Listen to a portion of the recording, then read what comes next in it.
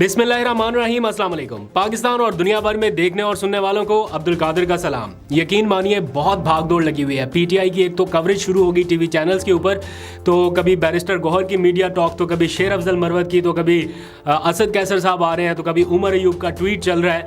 तो कुछ महीने पहले तक या चंद दिनों पहले तक तो टीवी चैनल के ऊपर कुछ भी नहीं चल रहा था पीटीआई का। बड़ी मुश्किल से बैरिस्टर गौहर की कोई टॉक शॉक चलती थी।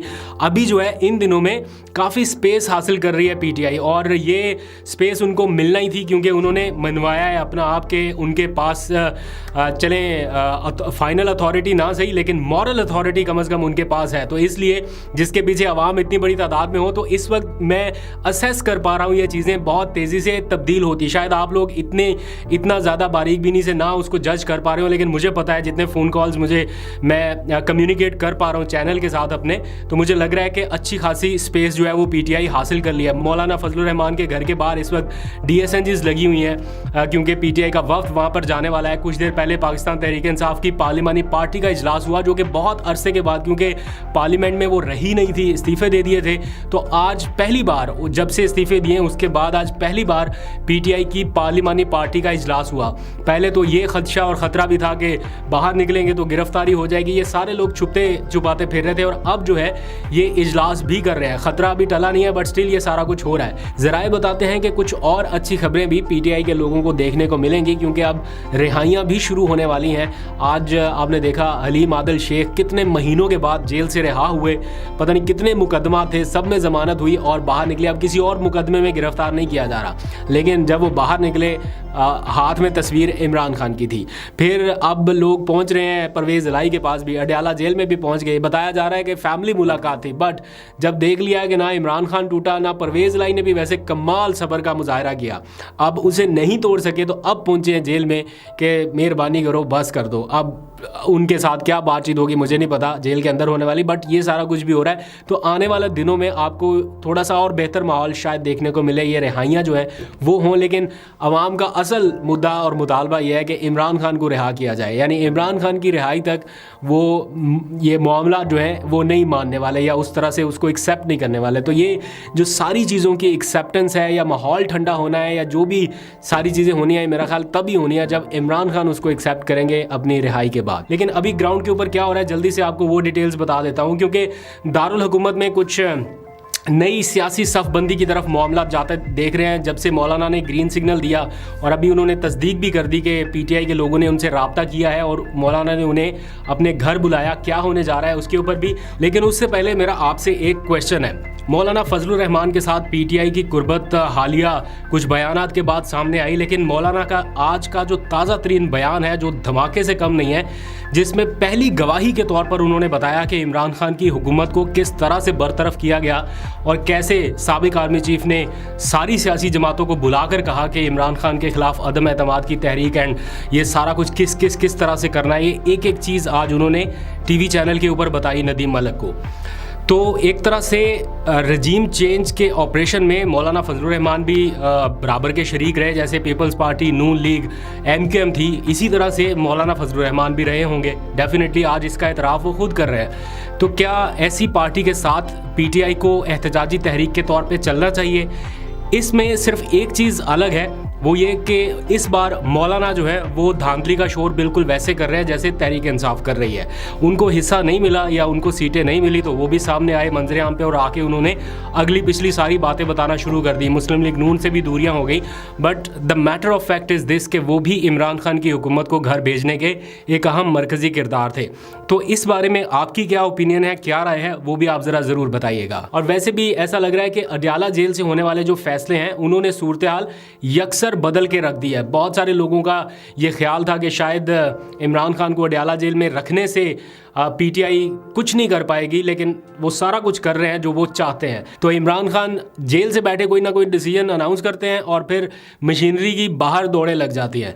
तो फिर जो फाल निकालने वाले लोग हैं वो ऐन गैन के चक्कर में भी पड़ जाते हैं कि ऐन से अली अमीन गंडापुर, ऐन से उमर अयूब, ऐन से पता नहीं ऐन गैन करने लग जाते हैं। शुक्र है वो अभी उन्होंने मियाँ असलम इकबाल का नाम नहीं कहा कि ऐन से शुरू हुआ, अलिफ से है, उनकी मेहरबानी, वरना कहने को तो वो ये भी कह सकते हैं। तो ये सारा कुछ हो रहा है। द पॉइंट इज़ दिस कि ये जितने भी लोग इमरान खान नॉमिनेट कर रहे हैं ये उनके फैमिली मेम्बर हैं क्या? ये फैमिली लिमिटेड कंपनी है? नहीं ना, ये कोई उनका कोई रिश्तेदार है? नहीं। ये कोई उनका अपना नवाजा हुआ शख्स है? नहीं।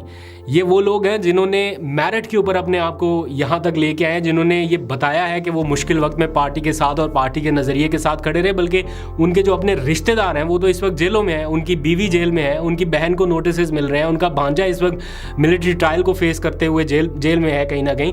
तो ये सारा कुछ इस वक्त मेरिट के ऊपर किया जा रहा है। खैर, इन सारी चीज़ों को भी अगर एक साइड पर रखें तो मुझे ऐसा लग रहा है इस करंट ग्राउंड सिचुएशन को अगर देखते हुए कि इमरान खान ने सबको ही इम्तिहान में कहीं ना कहीं डाला हुआ है। खुद तो जेल में बैठे हैं, एक बड़े इम्तिहान से गुजर रहे हैं, लेकिन साथ में बाकी सारी सियासी जमातों को जो अभी हुकूमत बनाने के फेज में है उनको भी इम्तिहान में डाला, क्योंकि इंटरनेशनल कम्युनिटी लेबल लगा रही है उनके ऊपर, मैंडेट थीव्स का लेबल लगा के हेडलाइंस आलमी मीडिया बता रहा है। और कोई मॉरल क्रेडिबिलिटी या मॉरल अथॉरिटी उनके पास नहीं छोड़ी आलमी मीडिया ने कि आप ये जो हुकूमत बनाने जा रहे हैं इसके आप अहल और काबिल नहीं है। पीपल्स पार्टी की शदीद ख्वाहिश थी कि पीटीआई उनके साथ कहीं ना कहीं राब्ता करे, किसी ना किसी स्टेज पे आके वो राब्ता करे।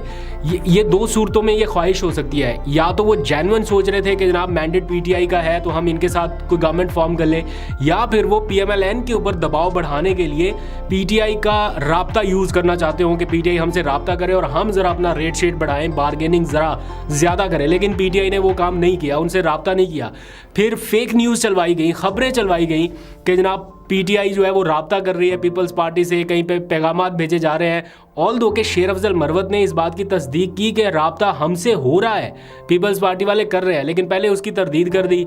फिर बाद में कहा कि 6 रुकनी कमेटी हमने बना दी है, अगर पीटीआई संजीदा है तो हमसे राब्ता कर ले, अभी भी कर ले। उन्हें पैगाम मिला कि भाई उधर से तो अनाउंस ही हो गया कि वो राब्ता करना ही नहीं चाहते, जिसके बाद फिर वो गए हैं अपने शहबाज शरीफ के साथ इत्तेहाद के सिलसिले में। तो ये इस वक्त की सिचुएशन है। फिर इसी दौरान कुछ और फेक न्यूज़ फैलाई गई कि पीटीआई ने खैबर पख्तूनख्वा में पीटीआई पार्लियामेंटेरियन के साथ इत्तेहाद करने का फैसला कर लिया है। यकीन मानिए, मैं आपको बिल्कुल सच बता रहा हूँ, मैं एक लम्हे के लिए सोचने लग गया कि पीटीआई पार्लियामेंटेरियन कौन सी जमात है। लाइक जैसे वो अख्तर इकबाल डार की बल्लेबाज वाली पार्टी थी, ये भी माजी में किसी ने बनाई होगी पीटीआई पार्लियामेंटेरियन, मेरे जेहन में ही नहीं रहा। वो मैंने अभी थोड़ी देर पहले कोई ट्वीट पढ़ा तो पता चला ये तो वो वाली पार्टी है, परवेज़ खटक वाली। मतलब आप अंदाज़ा करें कि खटक साहब का और उनकी पार्टी का ये हाल किया कि लोगों को माइंड में ही नहीं है कि ये वाली पार्टी है कौन सी। खाली उस तरह का नाम रख लेने से या उस तरह के झंडे के कलर रख लेने से मुकाबला नहीं होता, इस तरह नहीं होता। तो मुकाबला किसी और तरह से होना था, लेकिन आपने वो चूज़ नहीं किया वो ऑप्शन। तो बहरहाल इस वक्त वफाकी दारुल-हुकूमत इस्लामाबाद में ये जो राब्ताकार है ना, ये बहुत तेज़ी से काम कर रहा है। असद कैसर के ज़िम्मे लगाया गया है कि वो सारी सियासी जमातों के साथ बशमूल मौलाना के राब्ता करे, तो मौलाना भी अपना कोई ना कोई पॉइंट ऑफ व्यू देंगे। एक बड़ी पॉलिटिकल फोर्स है उनके साथ, तो देखते हैं वो क्या डिसाइड करते हैं। बट जो मेन चीज़ इस वक्त की है वो ये है कि इमरान खान ने हफ्ते के दिन मुल्क भर में एहतजाज की कॉल दे दी है। यानी पीटीआई के जिम्मेदारान की तरफ से ये कहा गया है कि पार्टी का परचम थामे, पाकिस्तान का परचम थामे, लेकिन पुरअमन रहें, पुरअमन डेमोन्स्ट्रेशन करें और मुल्क गिर एहतजाज करें, ताकि आप ये साबित कर सकें कि आप मुकाबले के लिए तैयार हैं और इस मैंडेट चोरी को आप तस्लीम नहीं करेंगे। फॉर्म 45 इतना बड़ा धब्बा है उन लोगों के लिए जो अवाम का मैंडेट चुरा के किसी ना किसी चोर दरवाजे से फॉर्म 47 का सहारा लेके इक़्तिदार में आना चाहते हैं। बट लोगों ने इस फॉर्म 45 को इतना दिखाना है अवाम तक, इतना दिखाना है, लोगों ने अपनी गाड़ियों के ऊपर फॉर्म 45 लगा लिए हैं कि जनाब ये देखें ये फॉर्म 45 है।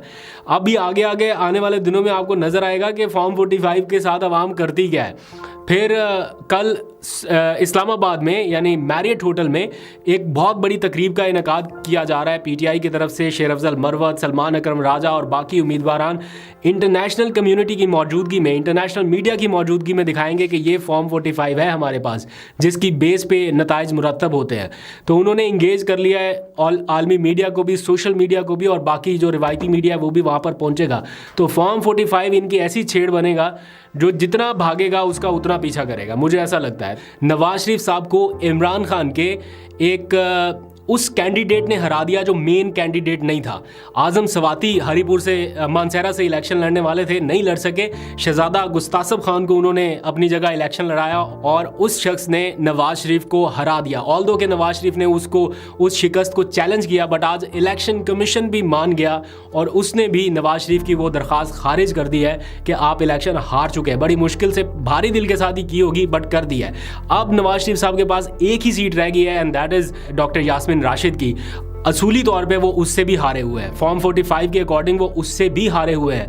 तो नवाज शरीफ साहब बिल्कुल साइडलाइन हो गए, अच्छा किया वो साइडलाइन हो गए, वरना उनकी ये नशिस्त भी चैलेंज हो ही जानी है, कहीं ना कहीं आके इनका भी डिसीजन हो जाना है। तो नवाज शरीफ साहब के पास कोई मॉरल अथॉरिटी नहीं थी कि वो गवर्नमेंट फॉर्म कर पाते। मैं बहुत अच्छे से ये इमेजिन कर सकता हूँ उन लोगों के जज्बात और एहसासात जिन्होंने बड़ी दूर दूर तक ट्रैवल किया होगा वोट डालने के लिए, और फिर बाद में पता चला कि उनके हल्के में जो उनका वोट डाला गया था वो किसी और जगह निकल आया, या उनका जो जीता हुआ कैंडिडेट है वो किसी और तरफ चला गया।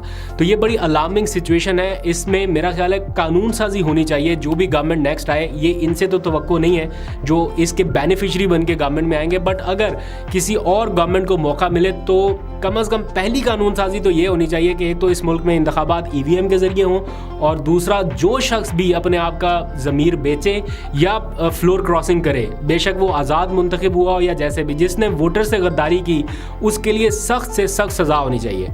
तो ये आने वाले दिनों में देखते हैं होता है कि नहीं होता। तो ये इस वक्त ग्राउंड के ऊपर सिचुएशन है। मौलाना फजलुर रहमान क्या PTI को अपनी एहतजाजी तहरीक के साथ ज्वाइन करेंगे या नहीं करेंगे? आपको क्या लगता है, उन्हें करना चाहिए या नहीं? अपने फीडबैक का, अपने ख्यालात का इज़हार ज़रूर कीजिएगा। अभी तक के लिए इतना, अपना बहुत सा ख्याल रखिए। अल्लाह हाफिज़।